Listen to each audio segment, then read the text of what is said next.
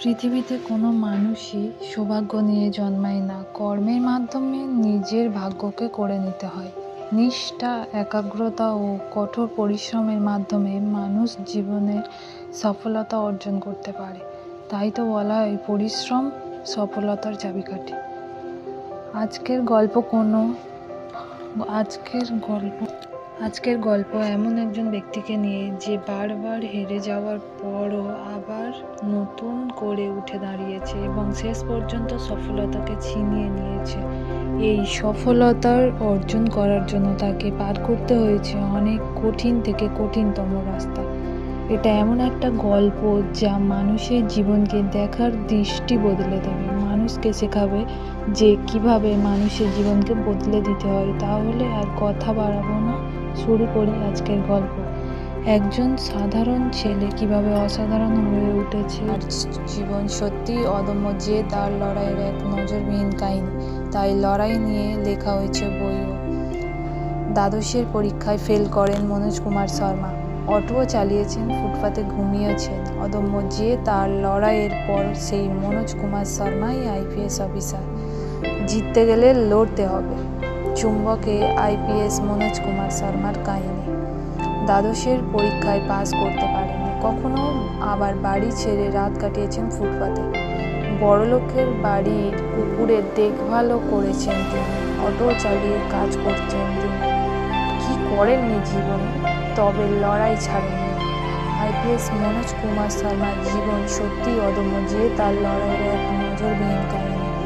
ভারতের অন্যতম কঠিন চাকরির পরীক্ষায় ইন্ডিয়ান পাবলিক সার্ভিস কমিশন ইউপিএসসির পরীক্ষা, সেখানেও বারবার হোঁচট খেয়েছেন। তবে হাল ছাড়েননি মনোজ। আবার সেই লড়াকু মনোভাবেই এসেছে একজন মনোজ কুমার শর্মা, আজ সফল আইপিএস অফিসার। তাকে নিয়ে প্রকাশিত হয়েছে একটি বইও, 12 ফেল, হারা ওহি जो लड़ा नहीं।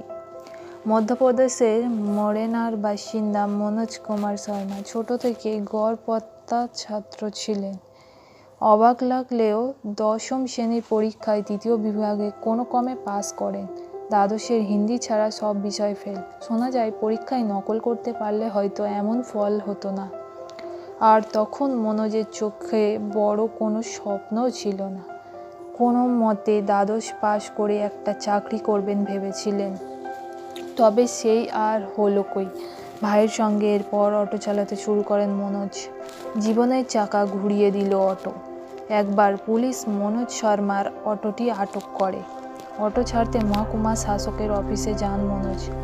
তার আশা ছিল মহকুমা শাসকই পারবেন সাহায্য করতে, বিশেষত যে মহকুমা শাসকের নির্দেশে পরীক্ষায় নকল করা বন্ধ হতে পারে। তিনি যে যথেষ্ট ক্ষমতাশালী ছিল ধারণা ছিল মনোজের।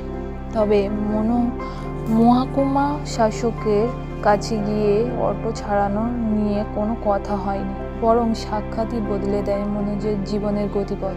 কিভাবে ইউপিএসসি পরীক্ষায় বসা যায়, কিভাবে প্রস্তুতি নিয়ে সহায়তা করেছিলেন, এ বিষয়ে আলোচনা হয়েছিল।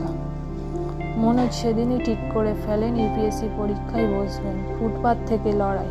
এরপর গোয়ালিয়রে চলে আসেন মনোজ। টেম্পো চালিয়েছিলেন,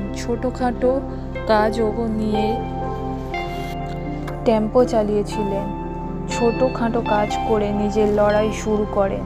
সেই কাহিনী বলা হয়েছে আইপিএস মনোজ কুমার শর্মার বন্ধু অনুরাগ পাঠকের বইয়ে, 12 ফেল, হারা ওহি जो लड़ा नहीं। বইতে অনুরাগ লিখেছিলেন, গোয়ালিয়রে এতটাই কঠিন সময়ের মধ্যে দিয়ে যাচ্ছিলেন মনোজ কুমার শর্মা, যে সেই সময় তার মাথার ওপর ছাদটুকুও ছিল।